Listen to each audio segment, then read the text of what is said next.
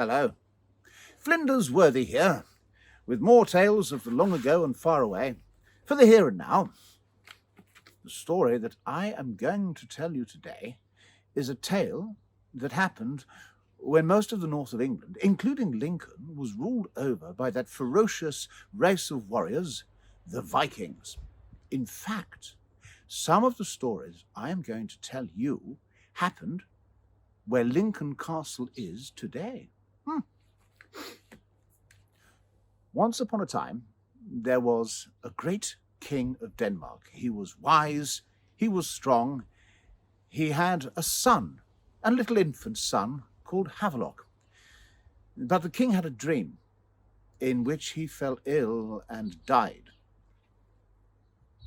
So, the king summoned his most faithful advisor, a man by the name of Goddard, to him, and told Goddard that if anything were to happen to the king, Goddard was to rule in his stead until his son, whose name was Havelok, was old enough to take over and rule himself. Well, to this Goddard agreed. And sure enough, within a few short weeks, the king fell ill and died. Goddard became the ruler of Denmark. But Goddard went back on his word. He was greedy and ambitious. So he plotted to be rid of Havelok so that he could rule Denmark on his own. Goddard summoned one of his servants, a fisherman by the name of Grim, and told him to take the infant Havelok with him on his boat out to sea, to wait until it was dark, and then when nobody was looking, to throw Havelok into the waves where he would surely drown. Well, Goddard was the ruler of Denmark, and Grim but a servant he could only obey. So, that very evening, he set out with the infant Havelok. Havelok was sleeping in the front of the boat when Grim happened to glance over at him and saw something incredible. A strange light was shining from Havelok's mouth. Now, Grim knew that this meant that Havelok must be a prince of the royal blood and that the gods intended great things for him. So instead of throwing him into the sea, Grim hid him away and took him back to land. Grim went to Goddard and told him that the deed was done. But then he went home. He summoned his wife and his 3 sons and told them to pack everything that they needed. They were going on a long voyage. They set sail from Denmark and crossed the Northern Sea all the way to England. They made landfall close to the estuary of the great river Humber and sailed up and down the coast looking for a suitable place where they might make a settlement. They found somewhere, went ashore, and built themselves a fine house. In time, this settlement, Grim's settlement, became known as Grimsby. Grim, his sons, and Havelok made their living as fishermen. Havelok grew into a fine youth. Now, he was handsome, he was very strong, he was very kind, but the thing that distinguished him from all his fellows was that he was incredibly tall. He was like a giant. Havelok had a ferocious appetite. Now, he ate Grim out of house and home, so it was decided that he should leave Grimsby and go forth to find fame and fortune elsewhere. So, one day, barefoot, wrapped in an old piece of sail as a cloak, Havelok set off. He soon found himself on the road to Lincoln. Now, when Havelok got to Lincoln, he was amazed. It was the first time he'd ever seen the hustle and bustle of a town. People stared at him because he was so tall and so handsome. And eventually a man came over to him and asked him if he was looking for work. This man was a cook in the kitchen of the local noble. The local noble, whose great long house was built on the site of what would one day become Lincoln Castle. Havelok readily agreed, and went back with the cook and was put to work in the kitchens as a scullion, a washer of pots and plates. He was strong. He was kind, and he was hard-working. Everybody loved him. Now, one day, a fair was held in Lincoln, and at these fairs there were many contests of strength and cunning and guile. And one of these contests was to take a great stone, to pick it up, and then see how far you could throw it. Well, Havelok's friends suggested that he have a try. So Havelok took up this great stone and threw it with all his might. And when he did, he threw it 3 times as far as anybody else had managed. Well, soon everybody at the fair was talking about this tall, handsome, strong young man. Word of his exploits reached the ears of a visiting nobleman by name Godric, the Earl of Cornwall.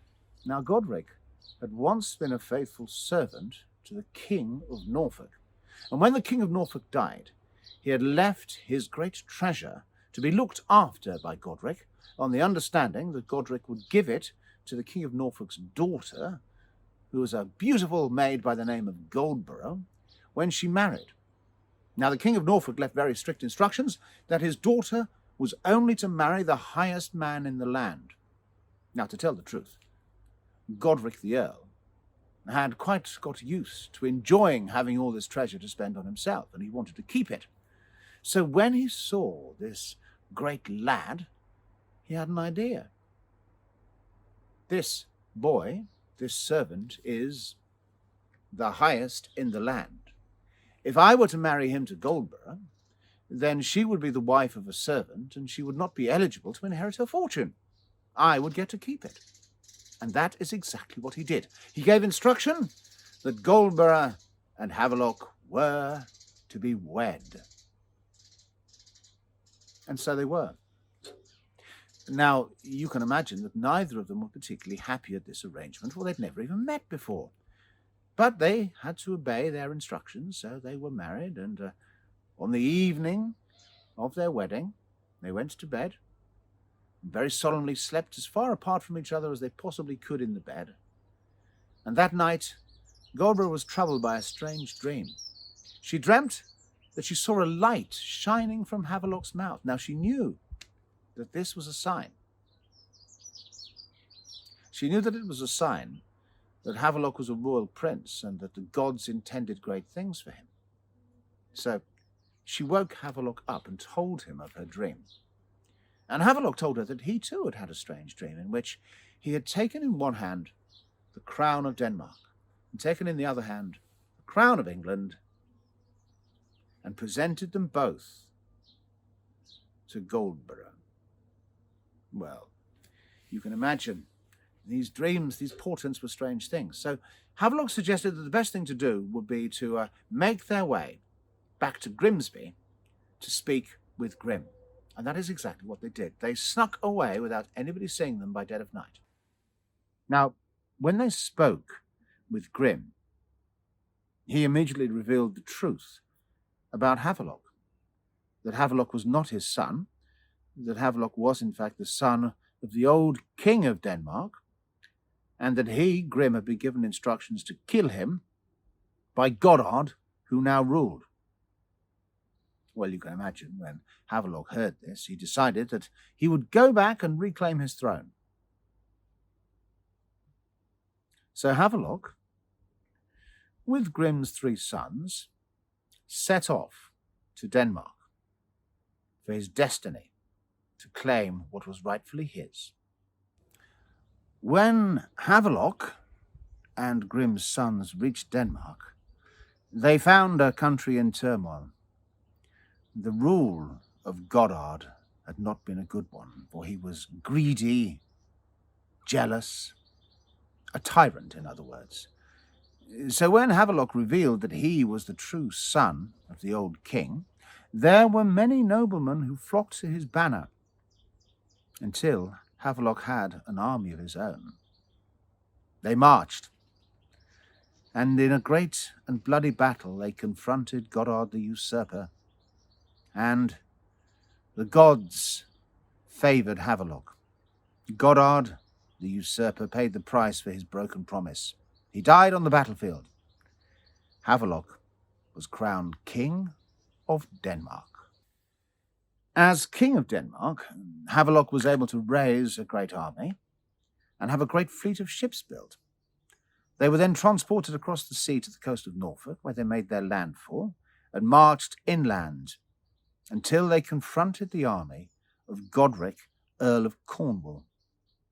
There was another terrible and bloody battle, and once again the gods favoured he who had kept his word. Godric, the Oathbreaker, was killed.